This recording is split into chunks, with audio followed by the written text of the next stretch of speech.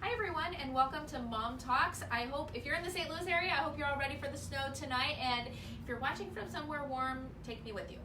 So we're so glad to have you with us today as we're continuing our discussion about keeping your children safe in your own home. There's a lot of things out there that we know about as kind of those little hidden dangers around our homes. There's also some things that we're maybe not aware of. And so today we're going to be talking about baby proofing, so all things cabinet locks and gates and all kinds of fun things.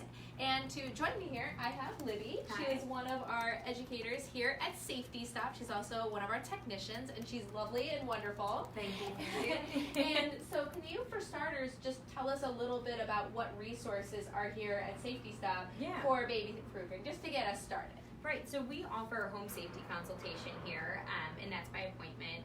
Parents will call to schedule that, and we actually send them a questionnaire in which they go room by room, count up all their cabinets, because who knows off the top of their head how many cabinets you have. So they kind of do that. They come in and we have consultations, one-on-one, personal. Every kid's different, so it's kind of nice to have those one-on-one things. And then as a resource, we do sell all kinds of safety products here at cost, so families can pick those up here while they're here for the consultation. So we're going to be going through quite a few of those common baby proofing items, not only just so you know what they are, but that you know how to function them. Sometimes I think they're adult proof as well as baby proof. I know, like the ones on the knobs, I'm like, every time I say it, we go, oh no. Oh no, how am I going to get it? So for starters, a lot of parents might be wondering, I've just had a baby, at what age do I start baby proofing my house? Do I have to do it right away, or can I wait? Yeah, wait. Why would you put that on yourself if you can't open doors, toilets, anything like that? So wait until they start showing signs of crawling. That's really when they're going to be, reaching for things. The first thing, you kind of want to work down and work your way up. So first thing's going to be like your outlets. That's the number one thing they go to when they're small because they're crawling to it. It's on their level. And the outlets themselves actually look like a little smiley face, so it's attractive to them. And then just kind of as they start standing, make sure you're covering any corners. Then you want to do your doorknobs and cabinets and things like that. Just kind of work your way up in your house. She just solved a major mystery for me because I have been wondering for weeks why my child is so interested in outlets. So let's take a look at some of these. We have several different outlet protectors and covers. So I'm going to have our camera come over this way, and we're going to look at, because there's some that are just the standard, just go over, and there's some that are like really big contraptions here. You'll take a look, it's like a box. Yep. So let's go over what are these and what are some of their main functions? So, these are just your regular outlet covers. Most of them you'll see are going to be your clear color that you take out. Those are a little hard for some people just because you have to really get your nails in there. It helps to have nails. Yeah, exactly. But when you're doing other baby stuff, it doesn't help to have nails, so it's hard. These are not one that we sell where you just push that button so it kind of releases it outward so you don't have to use nails to get it off. When it comes to these big, scary contraptions, I tried to get this open, by the way, earlier, and I couldn't do it yet. They're laughing at me. Yeah. So this is something that you would just screw into your outlet itself. And what it does is for those really long cords you have, like a really long lamp cord or something, you can take it and wind it around so it's not going to be loose and out there for the baby, to get caught up in, strangled, things like that. And then this will just go over it so it protects it away from her. And then down here is where your cord will come out. So you put that in, you kind of thread that through, and then you can plug it in there. Right, exactly. We do have also like power strip covers. Those are a good thing too. A lot of people kind of overlook that just because, you've got it all plugged in, it's fine. But that's baby's like dream is all of those plugs and, there's lights and stuff. So, those power strip covers are important too. So I want to move up here. We don't have the cover here, but, you talk a little bit about having protectors for around these little sharp edges. Yeah, really important once, you kind of see them start pulling themselves up because that's going to be like right at eye level, cheek level. Any sharp corners you have like around a coffee table, go ahead and get those foam wedges you can put on here. Sometimes people even ask like, hey, what do I do with my fireplace? Because that's a sharp part. I cannot say those words together. Sharp corner. What some people do is they'll take like a pool noodle, cut a slit along it, and it just is going to slide right on there, and that takes up like the whole length of a fireplace. So That's always something that you could do for those sharp corners. And Yeah. bonus, pretty colors like Yeah. teal pink, you know, Exactly. you have the best fireplace in town. Mm-hmm. Okay, so now let's move on to these. This is the one, I told you, this is also Kendra-proof, not only baby-proof, so. Yeah, so like this one here, it has the ones that you can kind of pinch. They're supposed to make it easy for you to pinch and grab the doorknobs. Now you're kind of seeing newer ones where there isn't a piece there, so it's open, so it's a little easier for you to get your hands around. And that can be for drawers, but largely it's for doors, for rooms you don't want your kid out. Exactly. Right? So like the big thing is like the bathroom has so many hazards in it. You know, if you're wanting to lock up every single thing, put up all your shampoos and everything up high, that can be a little difficult. What I usually recommend parents, keep that door shut at all times. Put this on the outside. You don't have to worry about that stuff then. Baby can't go in there. Okay. Yeah. And then we have this little contraption. Yeah, this is probably my favorite thing that we sell here. It's our all-purpose strap, and you can use it for literally anything. So sometimes you have cabinets that are just the corner, so it's a good thing to put there. You can use it on refrigerators. You can use it on microwaves. And even, like, if you do have trouble with these doors, you could kind of do this where you put it on the frame or the wall and then have this slide over to the door. So it'll kind of lock for you a little bit. Cool. So, yeah, whatever. I find you're going to find a need for it somewhere in your house. And it's adhesive, which a lot of people like more than, like, drilling into it. I like that. Yeah, you know, exactly. using like the strips and just putting it on. And things like Right. that. Cool. Okay, and so let's talk a little bit about cabinets. We Yeah. have some different types of cabinet locks over here. So Right. this one is kind of the one that most people have probably seen, where it's got kind of a wire that wraps around it. So Mhm. explain how these kind of go. So with this, you know, it's a great option for someone who, like, if you're in an apartment and you can't drill into your cabinets or something, really, you don't have to worry about putting these on all of your cabinets. So anything that has, like, cleaning supplies, maybe even, like, really heavy cookware or something you don't want the baby get into. But if you've got, like, mixing bowls and Tupperware, let them play. That's going to be safe play for them while you're cooking. But yeah, these are great for those that you want to keep shut. You just kind of slide it up and remove the strap so it's easy for you to get into. And then you tighten it up so it's hard for the babies to get into. Sometimes they're not super user friendly. And honestly, anything that's out there, you don't really want to call anything baby proof because your kid's smart. They're going to figure it out. How to operate something. If they stand in front of that for 5 minutes, they probably got it down. One of our favorite locks that we have, it's something that's a little newer. It's a magnetic system. So this piece here, you'll just keep anywhere, you know, put it on your fridge, put it up high or something, and all you do is hold it up to your cabinet, and it unlocks right here. So we do have, it's really cool. Yeah. And like if you're having a party or something, or if you need to get in there a bunch, you can choose to leave it unlocked, so it's easy for you to get in and out of. But what I like about this is that kid can't see it. They can't work on trying to get it open or anything, and it's super useful. Now the ones that we sell here, we do have it where you screw into your cabinet, but my sister recently bought some off of Amazon that are adhesive, and those work really well too. Cool. So, and Amazon you can get both cheap, so it's kind of nice. But yeah, that's one I like just because it's not gonna figure it out, so it's good. Just want to remind everybody that's watching that we are taking questions throughout this. So if you have any questions about things that need to stay away from baby, or if you want us to re-go over how to unlock or relock something, please go ahead and post your questions now, and we will get to them throughout the program. One thing I wanted to ask you about, since we are on cabinets, I know that when my daughter was getting curious, she decided to start opening, like, beneath the sink, and that's where we had all our cleaning supplies. So we basically just solved it by moving them up. Totally. What are some things that parents should be looking to either move or to lock up? You know, that for the head kids wasn't really a problem. Right. Yeah. You know, definitely any of those cleaning supplies, and you know, kids like to go after that. I mean, talk about like the Tide Pods or the laundry thing. You know, they look little, like candy. colorful. And they're fun. So, you know, option either lock up or put up higher. You know, they're not tall. They're not going to get above your cabinets. You know, anything sharp, any knives or anything like that.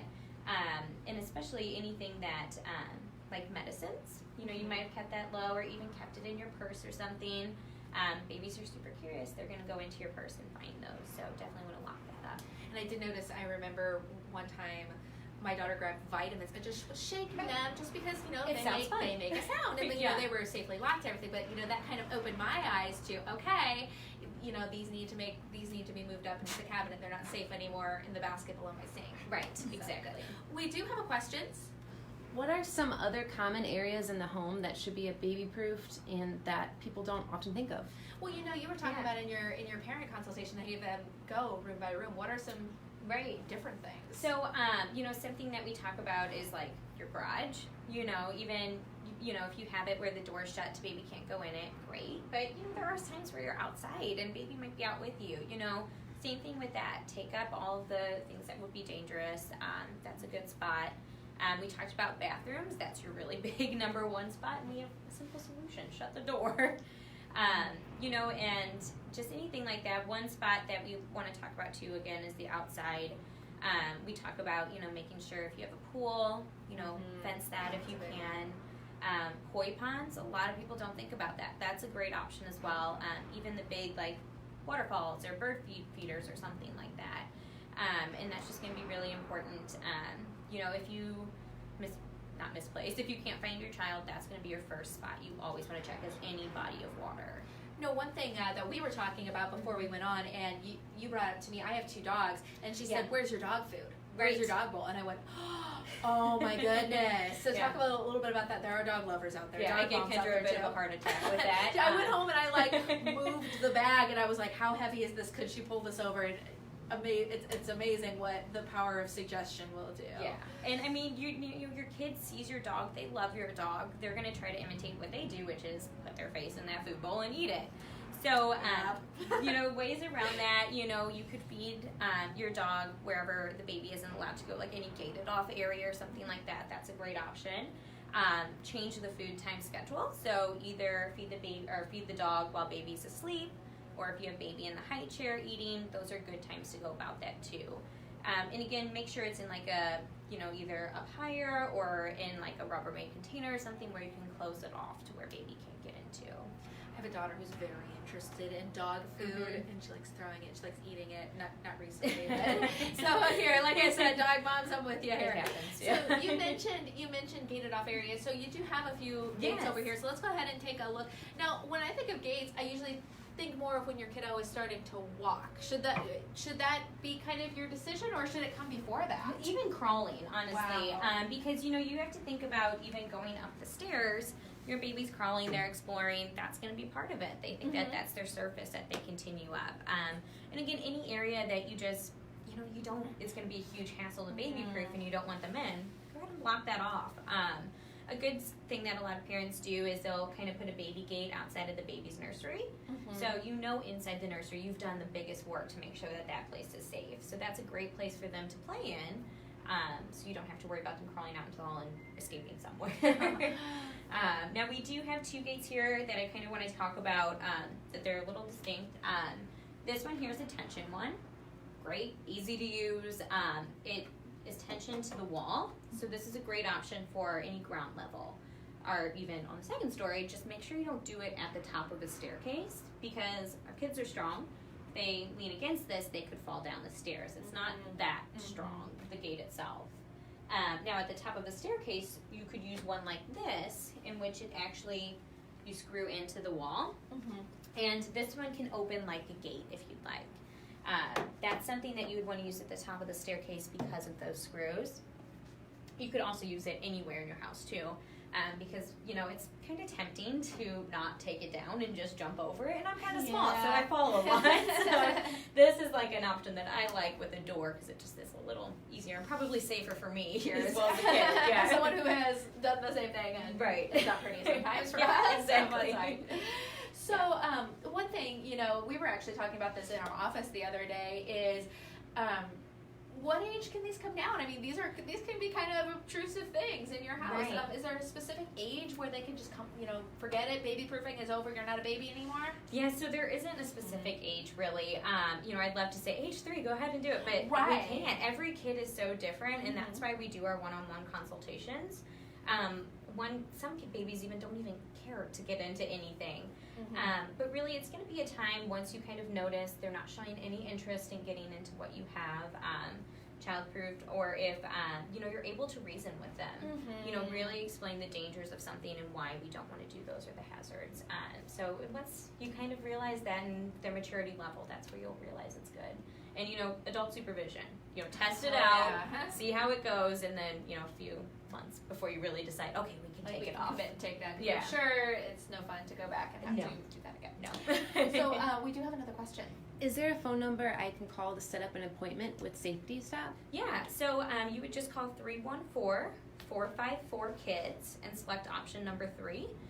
We do have 4 locations, so we're there to help you guys, and you can set up an appointment with us for that one-on-one time. Can you remind everybody where your appointments are? Because I think everybody Yeah. thinks here, but Yeah. we're all over the I am, place. so come here. No, so we are located at Children's Hospital. We're also located at our specialty care center, which is off of 40 in Mason. The Magic House on Sundays, they were doing construction, and we recently started offering those appointments again, so we're happy to be in a new space there. And then also at Progress West Hospital out near O'Fallon. So all of those locations, we're open. At least one location is open every day of the week, so come and see us. That is going to wrap us up this week for Mom Talks. I do want to talk to you a little bit about next week's episode. So we're going to be continuing our topic on safety. We're going to be talking about car seat safety. Car seat safety has been in the news a lot. If you follow it, several states have just passed like laws on the book that say when you can turn your child around and things like that. I know Illinois just passed theirs. And even if your state doesn't have a law on the books, a lot of times they have really specific guidelines and recommendations for parents. So next week we are actually going to be out at the Specialty Care Center talking at the safety staff location out there, and so we'll get a brand new look to see what they have out there, and we're going to be talking from everything from picking out a car seat, or you and I just actually had a safety stop consultation last week where I moved my daughter out of the convertible, like the infant seat, into one of those like big forever seats that she's 18 months, she'll be in that until she's 100 pounds. Yeah. So, big commitment. So, or when, like I said, when to turn your child around, or like boosters. I mean, who is 10 years old and wants to sit in a booster, but you have to. Yeah. So we'll be going through all of that. We'll also do some installation things. We'll talk about the different services that Safety Stop offers in all 4 of those locations that we were just talking about to make sure your kiddo is riding safe. So have a great weekend, everyone. We'll see you next Friday at 11.